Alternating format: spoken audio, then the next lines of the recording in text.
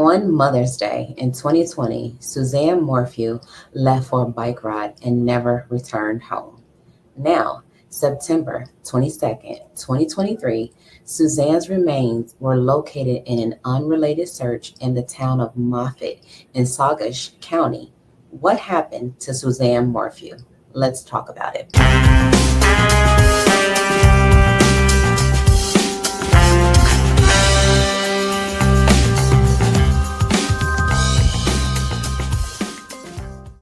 This is Criminal Justice Corner, where we discuss true crime stories. We give the real details surrounding what occurred, and just in case you find yourself in the same situation, we give you actionable advice and tips on how you can potentially get yourself out.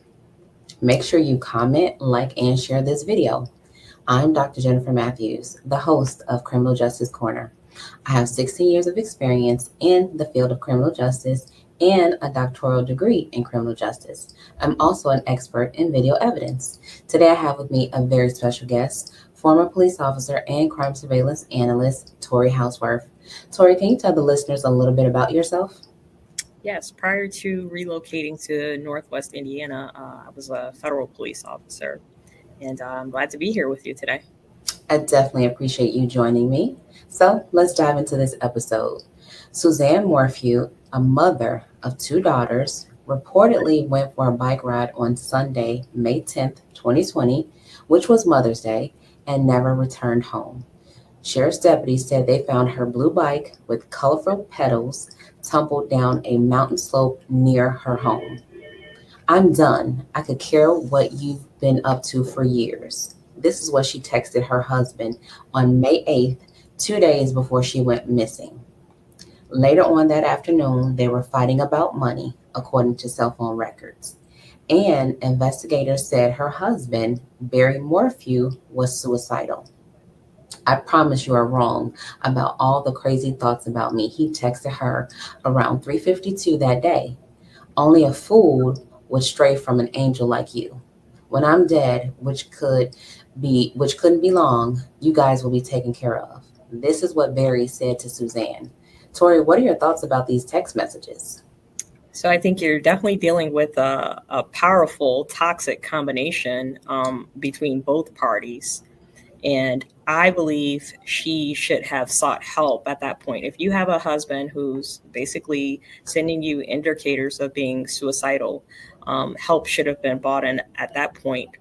But I think that since they're having marital problems, she probably could care less if he did it or not, being that they're already in a very bad situation where it sounds like they're both at the end of the road.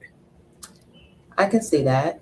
Now, Suzanne had been exchanging texts, selfies, and audio messages with an alleged lover before she vanished.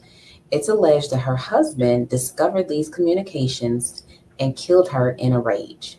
Suzanne was at home sunbathing on Saturday, May 9th. This is just one day before she went missing, when prosecutors said she sent her last text, which was a photo of herself to her alleged boyfriend. After that, he texted back asking about the weather, but she never responded. Now, what are you thinking about that combination? Hearing that her husband was suicidal and wanting to seemingly save the marriage, and hearing that Suzanne has an alleged boyfriend. So I think the logic in it would make sense because we see people go through marital issues all the time, go through divorces all the time. And when someone's suicidal, they're not in their right frame of mind. Mm-hmm. So there is a chance that he could be the suspect based on how he's feeling. They're both sending distasteful messages back and forth to each other. And this is common for someone who's having an affair. I agree with that as well. And then we do know her sister alleged that Suzanne had been telling her that Barry, the husband, had been abusive in their relationship throughout their relationship. So that is something to take into account as well. Absolutely. Now, her alleged boyfriend, a married father of six, so he's married just as well as Suzanne is married, he did not immediately come forward after her disappearance.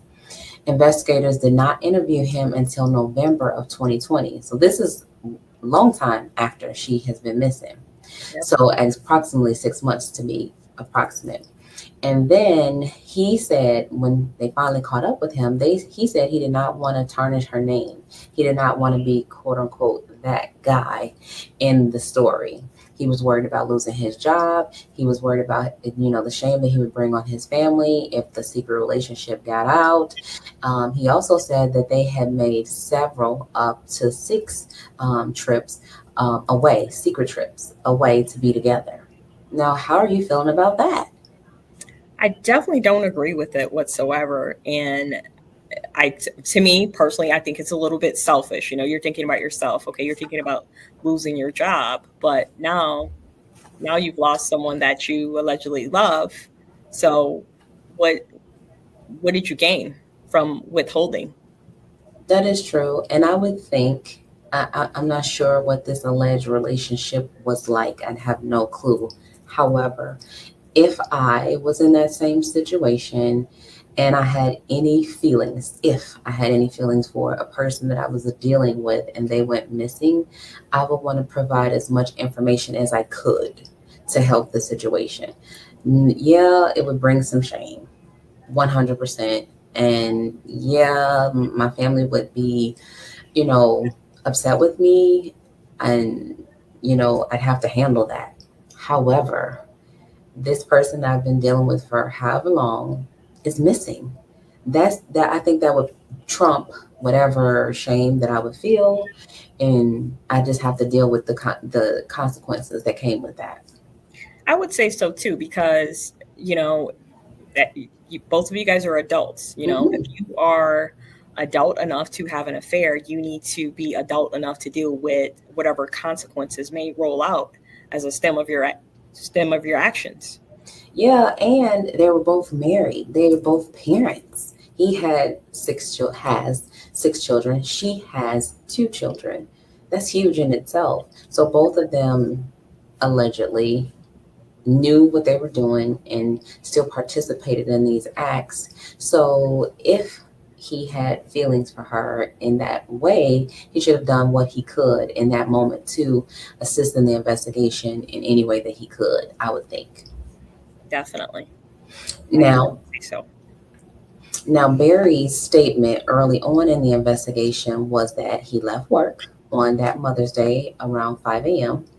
and he had telematics report on his truck. So these are records on his truck, and it says from 2:47 p.m. on May 9th. Remember, that's the day before, until 5:37 a.m. May 10th. May 10th is the actual day. He took steps to dispose of evidence in Suzanne's disappearance and death. Now, these are just reports from records from his truck. This is not something that he's saying. So this is what investigators were able to uncover. So then, all throughout the investigation, he has maintained his innocence. So Barry is saying, I had nothing to do with my wife's disappearance. I wanted to be with my wife. So investigators were able to perform searches on their home. All of those searches were unsuccessful. Barry put up $100,000 reward for her safe return. In a home video made by Barry, he theorized that she may have been abducted. He also speculated in those interviews, these were with reporters, that his wife may have been killed by a mountain lion. What do you think about that, Tori? The mountain lion part, a bit much, but hey, to each his own. And when you're in the hot seat, when Yeah. you're in an interrogation room, you're under the gun, you're under pressure. So, you know, there's thoughts that go through people's heads, and they will say anything. And he has the right to claim his innocence. But he was not in an interrogation room. He voluntarily set up interviews He with did voluntarily put reporters. No one put him on the hot seat. It is also alleged that he did not want to meet with authorities. So he set up these interviews, he set the time, he set the day, he set the location. Who told him it was a good idea to talk about a mountain lion? That's his way of claiming his innocence. And that's why I said he has the right to claim his innocence in whatever format he wants to. Yeah, But I don't think it's a good look. okay. Blame it on a mountain lion. Okay, got it. Okay, well, I'm gonna try that next time I get in trouble. Okay, or maybe dog ate it because that's what I use when I was in. That's what kids, I should say, use when I was in school. So we're not saying the dog ate it no more. We're saying the mountain lion killed somebody. Okay, I'll try that. Let me know how that works out. I will. It didn't work for Barry because guess what? He was later arrested. He So was. authorities did not even believe Barry. They continued to investigate and they clearly found enough evidence to arrest him for the death of his wife. So, what are your thoughts about that? That they didn't even, I mean, theoretically, did not just stop there. At his theory of abduction, at his theory of a mountain lion, and his claims of innocence. They continue to investigate this case. What do you think about that? The part of the authorities, them continuing to pursue this case despite Barry saying I didn't do it. So when you're dealing with one, prosecutors and investigators, Hmm. the goal is to close the case, Yes. to get justice for a family or for whatever individual that might be the victim. So I think they did their part with continuing with the investigation itself, but it's got to be done the right way. And as you probably saw, that there was some rabbit holes that they ran into with this case. Yeah. So we know that Barry was arrested in May of 2021. And then, while the authorities still conducted their investigation, they were able to see that Barry drove 3 hours to Broomfield, Colorado. He did tell investigators that he went there to work on a construction landscape project. Now, surveillance video and Google Maps show that he made 5 stops along the way to dispose of trash. He went to his work site, he went to a Holiday Inn where he checked in and changed shirts. He went to a Men's Warehouse store. He went to a McDonald's restaurant, and then he went to a dumpster. Torey, what is he doing? Is that normal behavior of somebody going to and from work? What is that? Because I know me when I'm going to work or even traveling, I'm not doing all of that. I'm not going to dumpsters. I'm not changing shirts for no reason in the middle of the day. I'm not doing that. Yeah, I'm gonna go to McDonald's and get something to eat, but just random dumpsters, I'm not hanging out there. What do you think? So I think it's definitely suspicious. Hmm. At the minimum, that's the most that you can say. Exactly, definitely. At the Suspicious. bare minimum, on its face, those behaviors in succession on this particular day are suspicious. Yep, it is. And but the defense attorneys will eat that alive. Okay, so my client doesn't have the right to stop, multiple times to dump trash. He's a landscaper. You know, but it's definitely suspicious. It sticks out. It makes you wonder. Yeah, so yes, the defense attorneys will eat that up, but guess what? If I'm an investigator, I'm a dog with a bone now. I want to know what was in that dumpster. What did he drop in that dumpster? I'm going to track that dumpster down to the dump site, and I'm combing that dump site now. I'm going to go to that McDonald's. I'm going to see where that trash was dumped, and I'm going to comb that dump site. Like I'm a dog with a bone. I'm on a hunt now. I got to figure this out. I'm putting these pieces together at that point. I'm going to be in overdrive trying to figure this out. And even if you find something out of one of those dumpsters that could connect him, Guess what? If I do find something, I've done my job. there I've you go. worked for her family. I've worked for her friends. I've done my due diligence at that point. Agreed. Now, at one of those sites, Barry can be seen carrying a camouflage jacket and an empty tree or a bush container to a dumpster. Where are we getting an empty tree or a bush container? What do they sell those at Home Depot? Like, what did he order that? What happened? Was this premeditated? Like, why am I ordering, or why do I even have in my possession an empty tree or bush container? Tell me. I don't get it. I'm a landscaper. Oh, okay, so And we're playing devil's advocate at this we point. have to. We have to. We got to break it down. I'm, Yeah, I'm a landscaper. Am I not allowed to have this? he's working on a construction site. I guess they need that. Okay, fine. Okay. And then authorities say he's seen pushing trash into a bin with both hands. They asked him what he was throwing out. He said at the trash sites he was getting rid of wrappers. So how heavy are these wrappers if he needs to push them with both hands and use dumpsters? Makes you wonder. Okay. So I'm gonna say his story is far fetched. That's my take on it. And again, if I'm an investigator, I'm going, you know, digging. I'm on a hunt. I'm a dog with the bone. You have to, because with murder cases, your burden of proof has to be extremely heavy. You need to have as much as you possibly can have. And I think that's the question of the day. Where is the burden of proof? How much do we have? Exactly. So we know he was arrested in May of 2021, and his charges were first-degree murder, tampering with physical evidence, and attempt to influence a public servant. But lo and behold, in late 2022, the charges against Barry were dropped and dismissed. They were dismissed without prejudice. Prejudice. And what did Barry do? He filed a $15 million lawsuit against prosecutors and everyone involved in his prosecution. What do you think about that, Torey?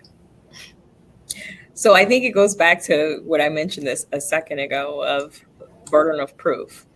He very well could be the suspect in this case. And we know innocent people are arrested every day. Definitely they are.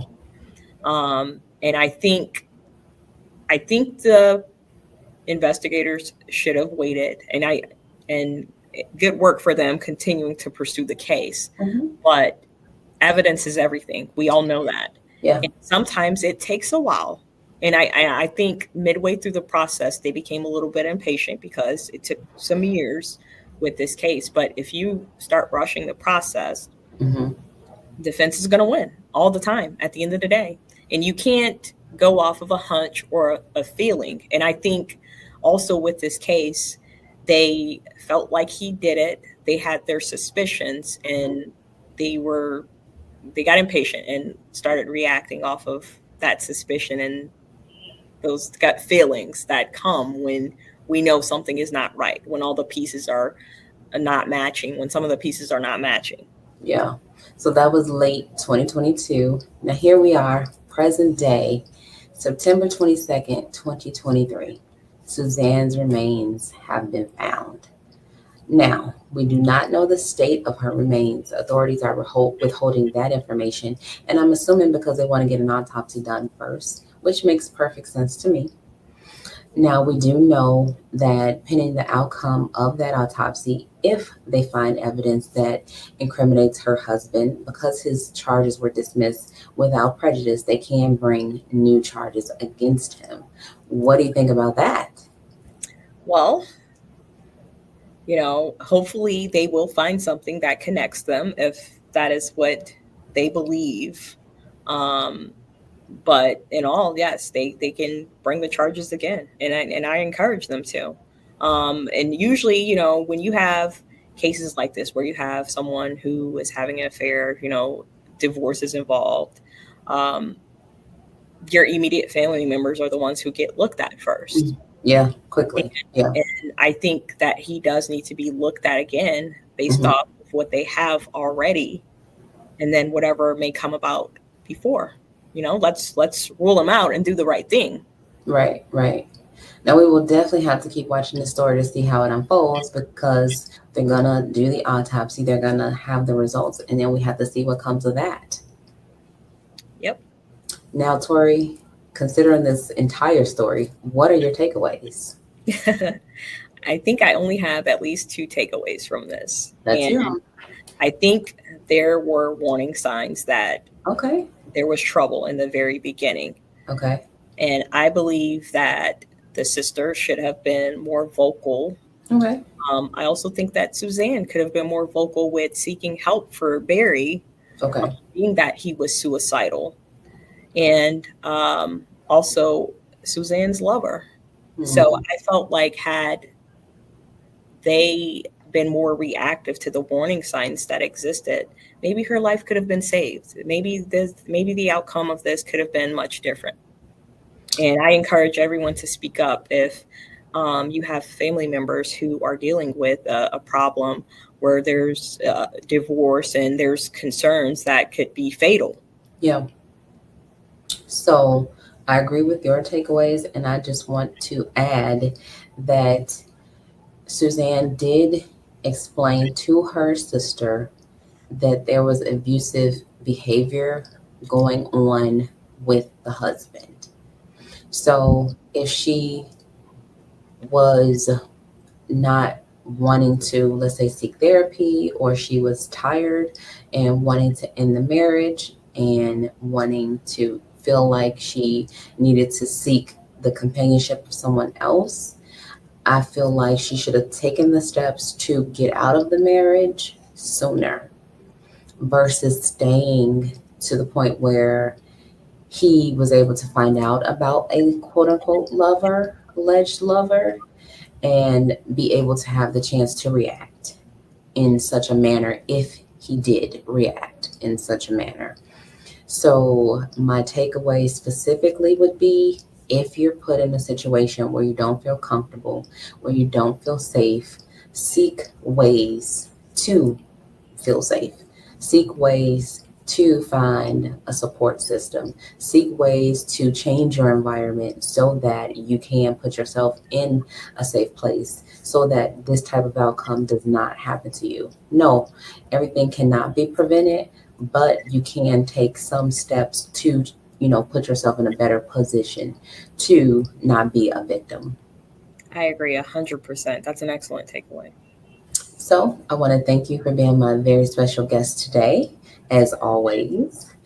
And I want to let everyone know that they can find the Dr. Jennifer Matthews on Instagram at Dr. Jennifer Matthews. That's Dr. Jennifer Matthews. And the podcast at Criminal Justice Corner.